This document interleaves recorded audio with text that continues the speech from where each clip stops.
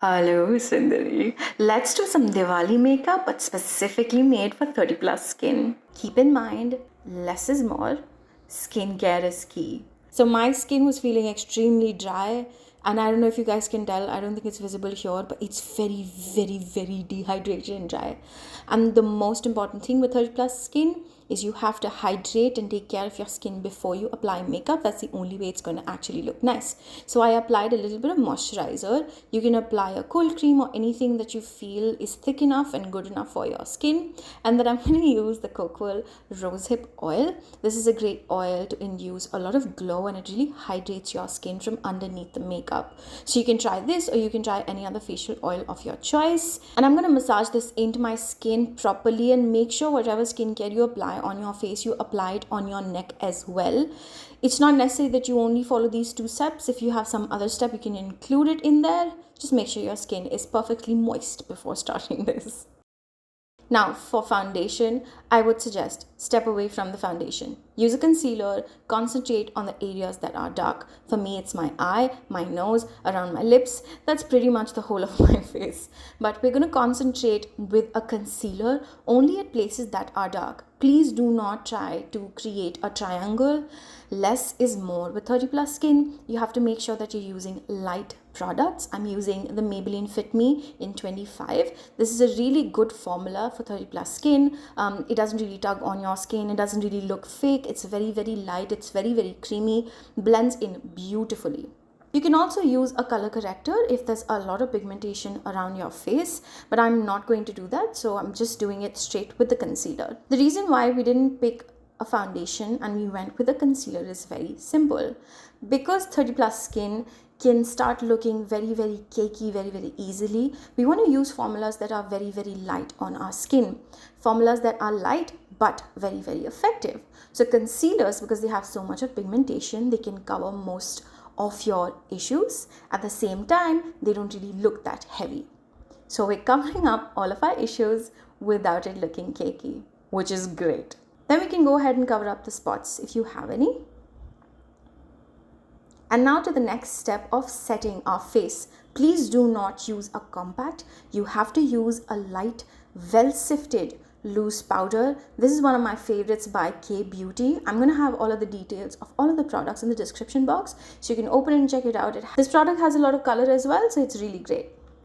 Now let's talk a little bit about blush placement. Never place your blush on the center of your cheek. Always start to apply it from the end of your eye, going upwards in a diagonal fashion. I'm using the Pose blush. It's called Coral Blush, I think. And please see how exactly I'm placing the blush. This is how you should place it. This sort of technique really helps in making your face look snatched, if that makes any sense. It's not really going to make it look snatched as such, but it does give a very tiny effect. I'm also going to apply a little bit of blush on my nose just to have a little bit of color. I'm going to be using the Faye brush here. Eyebrows are so important after you turn 30 because your eyebrows frame your face. So when you do turn 30, a lot of times your face starts to droop, and if you focus a lot on your eyebrows, there is structure to your face, which brings in a lot of strength to your face, and it also brings in a really good base. So always concentrate on your eyebrows. Now I'm going to do something on the eyes that's going to help lift them a little bit. I'm going to use the Blend the Rules eyeshadow palette in Fancy, and I'm going to use this color, and using a flat thin brush, I am just lining underneath my eye. Now you don't have to do this, you can use a kajal as well, but this is something that really helps in not looking too stark, but it just gives a really great effect of a lifted eye. Now when I apply this, I'm making a tiny bit of a wing, and you can see the difference between both of the eyes. Now I'm going to take the eyeshadow again, and I'm going to apply it on the upper lid.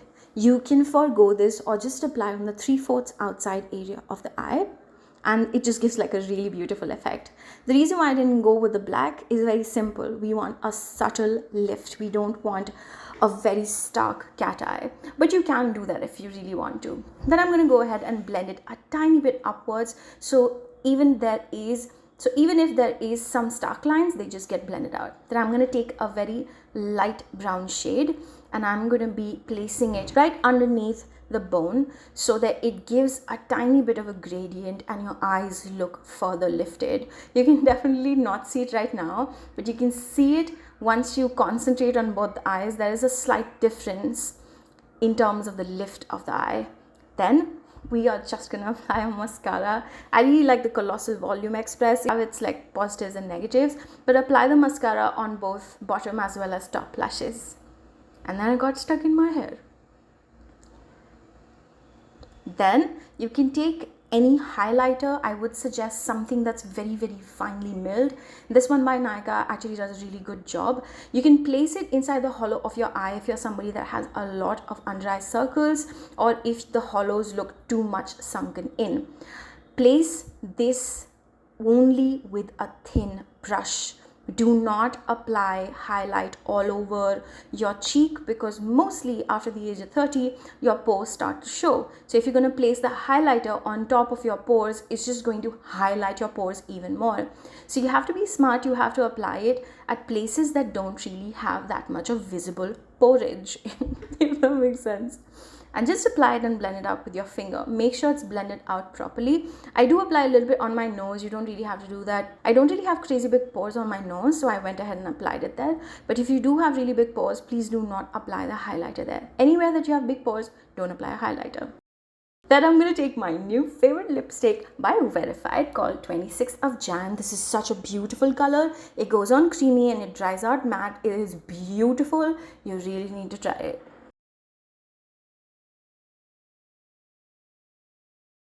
Once our lipstick is done, I'm going to be putting a bindi, because what is life without a bindi? You tell me. It's nothing. Exactly. Great. I'm really happy that we're going in the same direction. Highly suggest applying a setting spray. It's something that's going to help elongate the life of your makeup. Also, it's just great. It's great for lazy people like me, basically. And I actually am wearing this pink kurta that my sister got me. It has like this really cool thing around the neck. Mostly I don't really like silver things, but I really like this kurta. And this is the makeup look. I really hope if you're 30 and above and if you have skin concerns like enlarged pores and other things, I really hope this makeup look works for you. If you have any questions, please do leave them in the comment section. I really hope that you try this out and let me know. And that's about it. Bye.